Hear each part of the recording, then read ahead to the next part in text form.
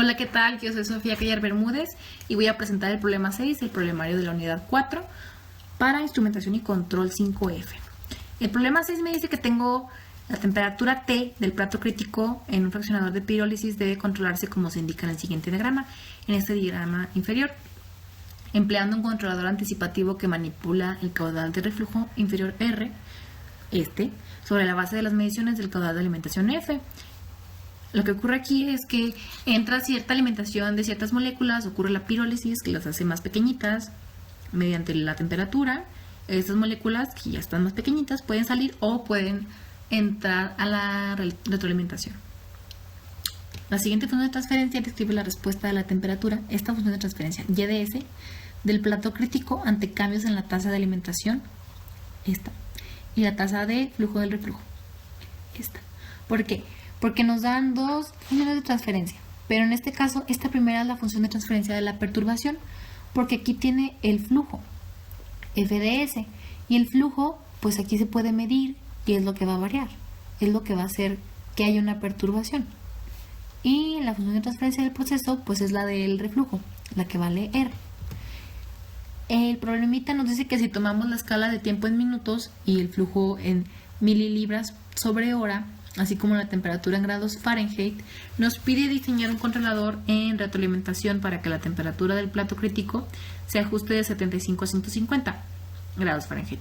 Lo que hice aquí, primeramente, fue sintonizar mi controlador. En este caso utilicé la función de transferencia del proceso con su tiempo muerto en forma de aproximación de Pade. Utilicé la hoja de Excel para métodos de sintonía de síntesis directa para sistemas de primer orden. Sustituí los valores de K, de tau y tau de referencia. Utilicé un valor de 4, lo que me da un valor de Kc de menos 0.3, así como un Ti de 6. Y este lo sustituí aquí. Obtuve un controlador proporcional integral y pues con su retardo, y no puse el time delay. Lo voy a explicar más adelante. Esto fue lo que yo obtuve. Tiene un sobreimpulso, pero sí llega al equilibrio, así como en su aproximación de Pade, pues nos dice que el valor de alfa, o sea el valor del tiempo muerto, vale 2. Aquí podemos ver el valor de 2. Si estuviera todo planito, pues sí llegaba. Pero aquí está bajadita. Siguiendo con el inciso A, ahora se nos dice que con el controlador ya diseñado en retroalimentación, vamos para que la temperatura del plato crítico se ajuste de los 75 a los 150 grados Fahrenheit. Empezamos con el valor 75 y ese valor lo vamos a añadir aquí para que se represente al momento de graficar. Pero pues tiene que llegar a los 150, ¿no? Entonces aquí también en el valor de referencia puse los 75 para que aquí se sumaran. 75 más 75, 150. Y lo que hice aquí con mi controlador PID fue ajustarlo con un valor de 0.8. Al momento de graficarlo, esto es lo que obtuve. Sí se ve que va de 75 hasta 150, pero aquí el reflujo al momento baja. Sí baja de menos 18 hasta menos 23 y pues llega hasta menos 16.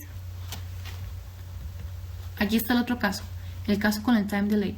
Al momento de sintonizar mi controlador y graficar lo que nos pide el inciso A, pues sí se ve como en clase, pero este piquito del reflujo no me gustó, entonces preferí usar la aproximación de Pade para que tuviera mejores resultados.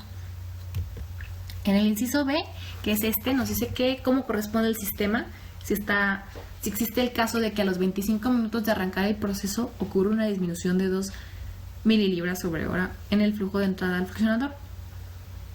En este caso aquí yo ya añadí lo de la alimentación con su función de transferencia y su escalón unitario, y organicé todo para graficar la alimentación, el reflujo y la temperatura, cómo sale. Aquí también añadí su aproximación de Pade, y aquí lo que cambió fue que la referencia del lazo de control pues va en 0, porque se supone que ya llegó a los 150. Entonces aquí cambié el valor de 150 y aquí fue donde puse el cambio que se va a presentar a los 25 minutos en mi valor final. Va a ser un menos 2 porque ocurre una disminución. Y esto es lo que obtuve al graficar. Esto es muy diferente a lo que vimos en clase, pero pues se puede ver aquí en la primera gráfica de la temperatura cómo va de 150 y llega a 25 y ocurre este bordecito. Este bordecito pues no es como lo que vimos en clase, pero yo opino que es por lo del sintonizador. Porque sí traté de mejorarlo. O sea, sí estuve moviéndole a muchas cosas y tratando de analizar mejor la situación. Pero no pude mejorar esto. Por lo cual en la conclusión voy a hablar de eso. Pero aquí lo que se puede ver es que se supone que si hay una disminución, eso tiene que estar para abajo. Pues aquí sí baja. Aquí sí se presenta ese cambio. Y para evitar que siga bajando, lo que hizo el controlador fue ir cerrando la válvula. Para que si no siguiera el reflujo. Y en este caso se pudiera controlar la temperatura. Esto iba bajando para que la temperatura pudiera estabilizarse y llegar otra vez a los 150. Y aquí pues se ve el cambio de cómo se nos dijo que de 0 pues a menos 2 en 25. En el inciso C, que se nos dice que diseñe un controlador anticipativo para contrarrestar la perturbación que origina la caída del flujo a la entrada del fraccionador, pues lo que hice fue generar mi controlador anticipativo. Y en este caso, lo que hice fue primero obtener la función de transferencia del controlador anticipativo. GADS es igual a menos GDDS, que es la función de transferencia de la perturbación, sobre GPDS, que es la función de transferencia del proceso. Aquí tengo mis funciones de transferencia. Esta es la de la perturbación, esta es la del proceso. Lo que hice fue dividirlas y añadir este signo menos a esta. Utilicé el E de la tortilla y esto es lo que resulta, una multiplicación de menos 20E menos 15S por 6S más 1 sobre 30S más 1 por menos 5E menos 2S. Realizando las debidas multiplicaciones obtuve menos 20SE menos 15S menos 20E menos 15S sobre menos 150SE menos 2S menos 5E menos 2S. Simplificando, lo que hice fue sacar tanto del numerador como el denominador factor común, menos E a la menos 15S y menos E a la menos 2S. Acomodando y simplificando, obtuve que la función de transferencia del controlador anticipativo pues es de 120 más 20 sobre 150S más 5 por E a la menos 13. Tiempo muerto de valor de 13. Esto pues lo acomodé en mi Xcos para mi diagrama, y esto fue aquí como yo añadí en la alimentación el control anticipativo. Lo que va a hacer aquí, que el control anticipativo va a leer aquí el cambio de la referencia en la alimentación y lo va a avisar aquí al lazo de control, y en este caso pues todo sigue en 0, aquí los valores siguen igual, pero el control anticipativo va a mejorar la situación. Y al momento de graficar, grafiqué temperatura, al igual que el reflujo y alimentación, cómo se comporta. Y esto fue lo que me resultó, que se ve así, de esta forma. Y en este caso, lo que hizo el control anticipativo, fue que se ayudó. Claro que hay unos errores, pero lo que hizo sí fue que el flujo sí se llegue a estabilizar a los 150. Eso es lo que hace. ¿Por qué? Porque vuelve a cerrar la válvula, la va cerrando. Si disminuye, pues para que ya no disminuya la temperatura. Y esto lo va cerrando. E igual aquí ocurre el cambio de 0 a menos 2 a los 25. Y esto es como me queda. Yo puedo concluir que sí se ve feo, la verdad sí se ve feo, pero yo intenté corregir esto.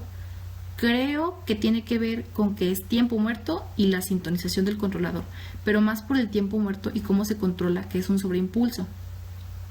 En este caso, siendo sincera, al momento de utilizar la sintonización para el controlador de lazo cerrado, pues no podía graficar PU, no me da un valor, no oscilaba. Entonces por eso opté por usar el de síntesis directa. Pero igual yo pienso que también tiene que ver con SILAB. Porque pues hay un error. Además de que, por ejemplo, no podemos usar el time delay porque me generaba picos. Intenté hacer todo lo del time delay hasta este paso y aquí me generaba picos, estaba más feo. Eso sí. Y con este de aproximación de Padel sí mejoró. Yo pienso aquí que son más bien errores que se representan en ese punto por el sintonizador. Pero sí funciona el control anticipativo. Sí funciona, porque lo que hace aquí es que la temperatura la quiere estabilizar y la estabiliza. Claro, aquí con este sobreimpulso. Y lo que haces pues es cerrando la válvula. Así que si hay una disminución de 2 mililibras sobre hora, pues como la función de la perturbación nos dice que si disminuye la temperatura, si disminuye el flujo, también tiene que disminuir la temperatura, que es lo que se hacía en el inciso B, donde se tenía que disminuir. Pero aquí, como se va a disminuir la temperatura, mi controlador anticipativo lo que hace es decir, no vas a disminuir, porque yo ya revisé lo que ibas a hacer y ya lo ajusté. Ajusté como cerrando la válvula. Y aquí es como se ve el cambio. Entonces, pues así es como queda. Y pues es un ejemplo de lo que puede pasar con pequeños errores o con la sintonización del controlador, tiempo muerto. También recordé que, por ejemplo, para usar el bloque de P y D para la síntesis de un controlador, pues tampoco se podía, porque si la no tenía el filtro. Igual ocurre lo mismo con el time delay, que varía mucho, se tiene que usar la aproximación de Padre. Entonces son detalles, pero sí concluyo que sí sirve, sí funciona el control anticipativo. Aquí se puede ver cómo mejora la situación. Así que, de verdad, gracias por su atención.